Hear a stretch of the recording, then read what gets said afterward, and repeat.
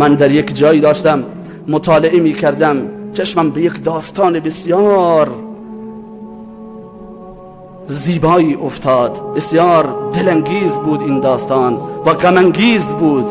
ماجرای یکی از در کشورهای عربی میگن که یک زن و شوهر، دو زوج جوان بودند که بعد از ازدواجشون 2-3 سالی گذشت و اینها فرزندی از اینها به دنیا نیومد. بدون فرزند اینها موندند. چند سالی گذشت، زن و شوهر با هم تصمیم گرفتند که بریم از بهزیستی یک فرزندی رو به خونه بیاریم و اونو فرزند خودمون بگیریم و بزرگش کنیم به عنوان فرزند ما در خانواده باشه. رفتند از بهزیستی یک فرزندی رو گرفتند. هیچ نسبی در میان اونها نبود، یک فرزندی که هیچ معلوم نبود که پدر و مادر او چه کسانی هستند. اونو گرفتند آوردند تو خونه خودشون، بزرگش کردند. 2-3 سالی نگذشت که خداوند متعال به اینها هم فرزندی عطا کرد. فرزند خودشون هم به دنیا اومد و دوشادوش این فرزند ناتنی هر دو بزرگ شدند، به سن نوجوانی رسیدند. روزی از روزها که پدر و مادر بیرون از خونه به بازار رفته بودند برای خریدی، از بیرون که برگشتند دیدند که برادر ناتنیشون زده برادر فرزند اصلی خانواده رو لط و پارش کرده، دندوناشو داره خورد کرده و دهان و دندوناشو سرویس کرده و شکسته. وقتی بابای خونه اومد دید که فرزند تنی منو زده و دندوناشو شکسته، فوراً زیر کتک کاری گرفت اون فرزند ناتنی خودش رو از خونه بیرونش کرد و پرتش کرد. گفت برو تو بی پدر و مادر که نبینمت دیگه دوباره داخل خونه من بشی. بیرونش کرد از منزل خودش. اما این فرزند ناتنی رفت بیرون خونه، کسی رو نداشت، نه قومی، نه خیشی، خیشاوندی، فامیلی، هیچ کسی رو نداشت که بهش یک لقمه غذایی هم بده. میرفت و پسمانده غذای مؤمنان رو میخورد، از اونها میگرفت غذای پسمانده رو میخورد و شبها میومد تو باغچه خونه همین پدر میخوابید که شاید دل پدر رحم بیاد و شفقت باعث بشه که منو دوباره دعوت بکنه به منزل خودش.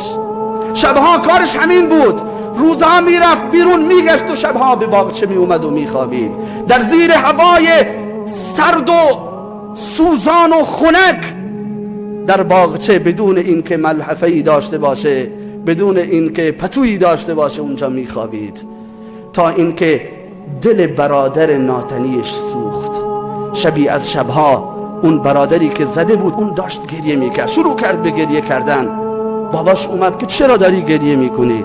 گفت من به حال برادر خودم دارم گریه میکنم. گفت ولش کن، اون برادر تو نیست، لیس اخوک و لیس هو ابنی، فرزند من نیست. اون به تو بی حرمتی کرده، به ما بی حرمتی کرده، رهاش کن، اون دیگه فرزند ما نیست. گفت نه بابا جان، آیا تو یک بار از اون پرسیدی؟ آیا یک بار از من پرسیدی که چرا برادر من منو زده؟ چرا برادر من دهان منو خونین کرده؟ میدونی بابا اصل ماجرا چی هست؟ گفت نه، تعریف کن. فرزندش تعریف کرد برای پدر. گفت بابا تو خونه نبودی، من و داداشم داشتیم با هم صحبت میکردیم. من به برادرم گفتم ای کاش این پدر ما هر چه زودتر بمیره که من صاحب این مال و اموالش بشم و اینها رو به ارث ببرم. من این حرفو زدم، اون برادر ناتنی من فوراً زد تو دهنم، گفت مت انت و ترک لی ابی، خودت بمیر ای برادرم، بابای منو رها کن که من یتیمی بودم، در بهزیستی همین پدر و مادر منو بزرگ کردند.